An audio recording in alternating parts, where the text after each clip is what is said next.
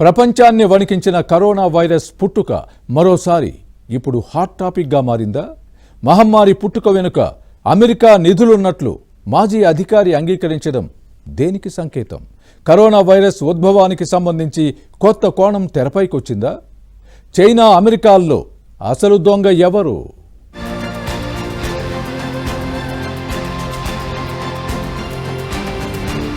ప్రపంచ దేశాలను అతలాకుతలం చేసిన కరోనా ప్రస్తుతం మన జీవితాల్లో నుంచి బయటకు వెళ్లిపోయినప్పటికీ ఏదో రూపంలో మాత్రం వెంటాడుతూనే ఉంది.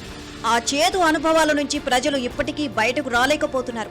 ప్రపంచాన్ని సర్వనాశనం చేసిన ఈ మహమ్మారి పుట్టుకకు కారణం మీరంటే మీరంటూ చైనా అమెరికా మధ్య వాదులాట ఇప్పటికీ కొనసాగుతూనే ఉన్నప్పటికీ ఇప్పటికీ అసలు రహస్యం మాత్రం ఇంకా సస్పెన్స్ గానే ఉంది.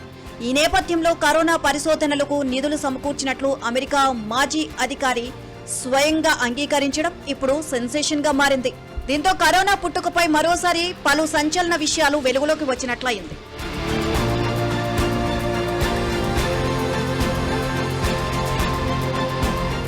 మాజీ అధ్యక్షుడు జో బైడెన్ ప్రధాన వైద్య సలహాదారు డాక్టర్ ఆంథోనీ ఫౌచి వద్ద సలహాదారుగా పనిచేసిన డేవిడ్ మార్సన్ ఈ విషయాన్ని బహిరంగంగా వెల్లడించారు. కోవిడ్ వైరస్ పై పరిశోధనలకు వెచ్చించిన నిధుల రికార్డులు, ఇతర పత్రాలను అధికారిక సిస్టంలో కాకుండా చట్టాల నుంచి తప్పించుకోవడానికి వ్యక్తిగత ఈమెయిల్స్ లో దాచినట్లు పేర్కొన్నారు. కోవిడ్ పరిశోధన గ్రాంట్లకు సంబంధించి ఏప్రిల్ 2020 నుంచి ఏజెన్సీకి అందిన ప్రజా రికార్డుల అభ్యర్థనలను అడ్డుకున్నట్లు డేవిడ్ మార్సన్ పై ఆరోపణలు ఉన్నాయి. దీనిపై అధికారులు ఆయన విచారించగా తన తప్పును అంగీకరించారు. కాగా ఈ కేసులో ఆయన గరిష్టంగా 5 ఏళ్ల జైలు శిక్ష అనుభవించాల్సి ఉంటుంది. కాగా మోరెన్స్ వెల్లడించిన ఈ విషయాలతో ఈ ఇష్యూపై ఎన్నో సంవత్సరాలుగా కొనసాగుతున్న వివాదానికి కొత్త కోణం తెరపైకి వచ్చినట్లయింది.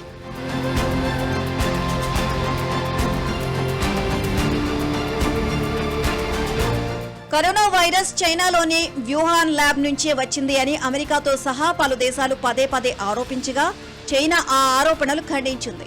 ఆ మహమ్మారి తమ దేశంలో కూడా విలయతాండవం సృష్టించింది అంటూ వాదించింది. దీంతో ఇది ఎటూ తేలని సస్పెన్స్ గా మిగిలిపోగా దీని వెనుక అమెరికా హస్తం ఉంది అన్న వార్తలు కూడా అడపాదడపా వినిపిస్తూనే ఉన్నాయి.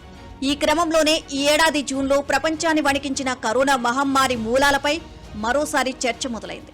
అమెరికా జాతీయ నిఘా సంస్థ మాజీ డైరెక్టర్ తులసి గబ్బార్డ్ తాజాగా చేసిన వ్యాఖ్యలు అంతర్జాతీయంగా సంచలనం సృష్టించాయి.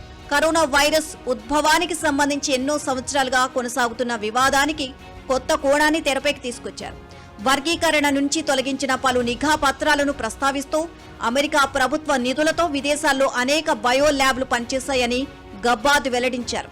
ఆ సమయంలోనే డాక్టర్ ఆంథోనీ ఫౌచి పాత్రపై తులసి గబ్బార్డ్ ప్రశ్నలు లేవనెత్తారు. కరోనా మహమ్మారి ప్రారంభ దశలో వైరస్ మూలాలపై జరిగిన చర్చల్లో ఫౌచి ప్రభావం చూపారని, అనంతరం కాంగ్రెస్ ముందు కొన్ని సంబంధాలను ఖండించారని ఆమె ఆరోపించారు. అలాగే office of the director of national intelligence ODNI విడుదల చేసిన పత్రాల ప్రకారం అమెరికా గతంలో 30కి పైగా దేశాల్లో 120కు పైగా బయో ల్యాబ్లకు నిధులు సమకూర్చినట్లు తేలింది.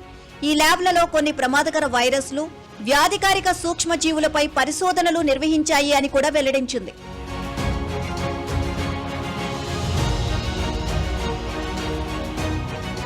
ఇక ప్రపంచాన్ని వణికించిన మహమ్మారి కరోనా 2019లోనే అది వెలుగు చూసినా ప్రపంచ మానవాళికి అత్యంత ప్రమాదకరంగా మారింది మాత్రం 2020లోనే. ఆ ఏడాది కోరలు విప్పుకున్న కరోనా యావత్ ప్రపంచంపై తన పంజా విప్పింది. కరోనా కారణంగా ప్రపంచవ్యాప్తంగా కోట్లాది మంది బాధితులయ్యారు. లక్షల మంది ప్రాణాలు కోల్పోయారు. అప్పటికీ అది శాంతించలేదు. ఆ తర్వాత కూడా తన రూపాన్ని సరికొత్త స్ట్రెయిన్స్ తో సామాజిక, ఆర్థిక వ్యవస్థలపై దాడి చేసింది. అత్యాధునిక సాంకేతిక విజ్ఞానం, నలుమూలలా విస్తరిస్తున్న వైద్య విజ్ఞానం కూడా కరోనా విలయాన్ని ఆపలేకపోయాయి. అందుకే లక్షలాది మంది ప్రాణాలను బలిగొన్న ఈ మహమ్మారి గురించి ప్రజలకు పూర్తి నిజాలు తెలుసుకునే హక్కు ఉంది అంటున్నారు నిపుణులు. మరి ఈ కరోనా దొంగాటలో అసలు దొంగ ఎవరు అన్నది ఎప్పటికీ బయటపడుతుందో చూడాలి.